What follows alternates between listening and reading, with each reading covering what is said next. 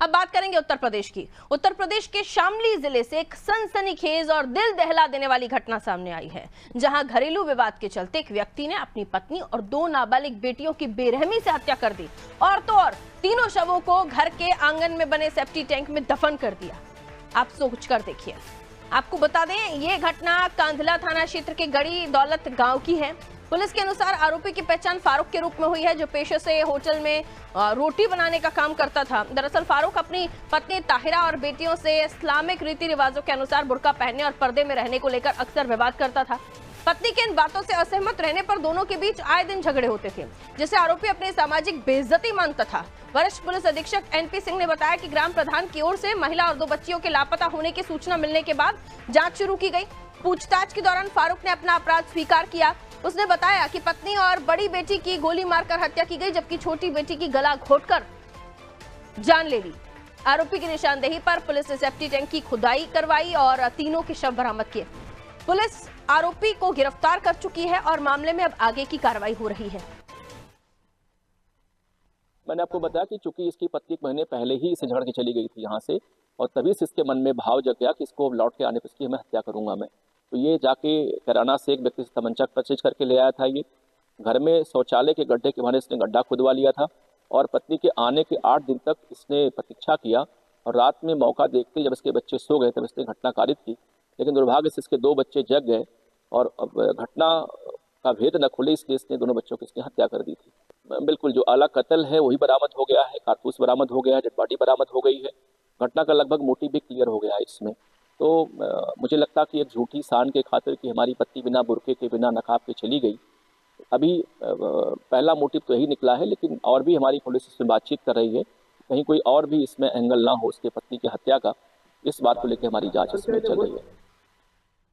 खबर पर हम बात करेंगे। जया हमारी सहयोगी हमारे साथ जुड़ रही हैं। ये जो मामला जया सामने आया है, दिल दहला देने वाली घटना, ये सन की पिता जिसे चाहिए था कि उसकी बीवी और बच्चे बुर्के में रहें, पर्दे में रहें, और अगर उन्होंने नहीं माना, उन्होंने अपनी आजादी को तवज्जो दी, तो सन की पिता ने, सन की पति ने अपने पूरे के पूरे परिवार को उजाड़ दिया, सबको दफन कर दिया। इस घटना के बाद जाहिर सी बात है लोगों में गुस्सा भी होगा, खौफ भी होगा, लेकिन पुलिस अब इस पर किस तरह की धाराओं पर कार्रवाई कर रही है?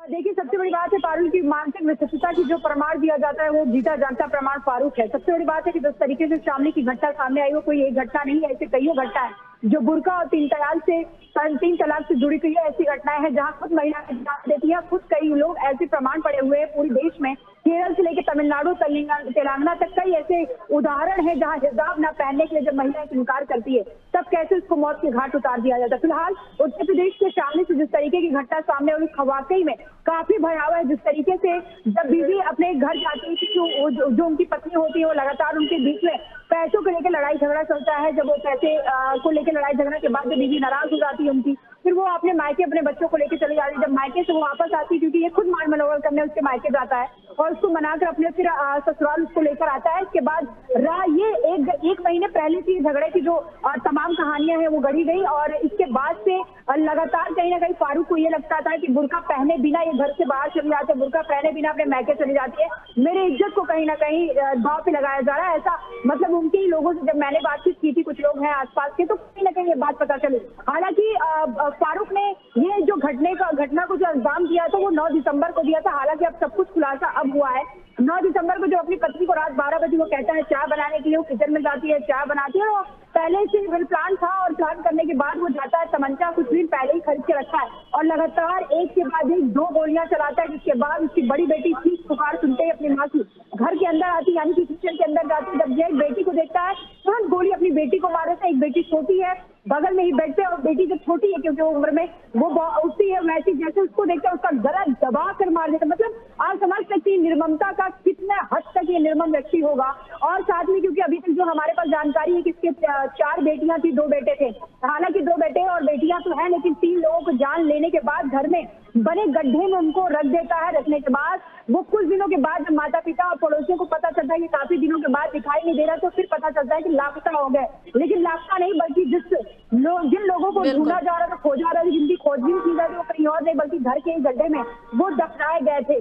जब स्मेल आता है, महक आता है कुछ अजीब सा, तो ये होता है कि भाई वो तीनों लापता है। इसके बाद ये तो बताता है कि क्योंकि इस सामने दौर में जब हम आजादी की बात करते हैं, खासतौर पर महिला की आजादी की बात करते हैं, तब बाकी महिलाओं से मुझे लगता है मुस्लिम महिलाओं को थोड़ा अलग देखिए। यहाँ आज भी बुर्का और हिजाब, ये कम से कम महिलाओं की सोच पर, उनके विचार पर, उनकी अपनी इजाजत पर छोड़ दीजिए। ये फारूक सनकी जो पिता है, पति है, कैसे इसका दिल कर जाता है, कैसे इसका ज़मीर कर जाता है कि अपने बच्चों को मार देता है, अपनी बीवी को मार देता है। और इसकी प्लानिंग वो पहले से करता है, क्योंकि इसने जो हथियार लाकर रखा था वो पहले से लाकर रखा था। ये बहुत बड़ी घटना है जो आज ये बताती है कि हम आज़ादी अभिव्यक्ति की कितनी भी बातें कर लें, लेकिन आज भी हमारे समाज में एक तबका ऐसा है जो इन तरह की चीज़ों से आज भी वो महिलाएं जूझ रही हैं।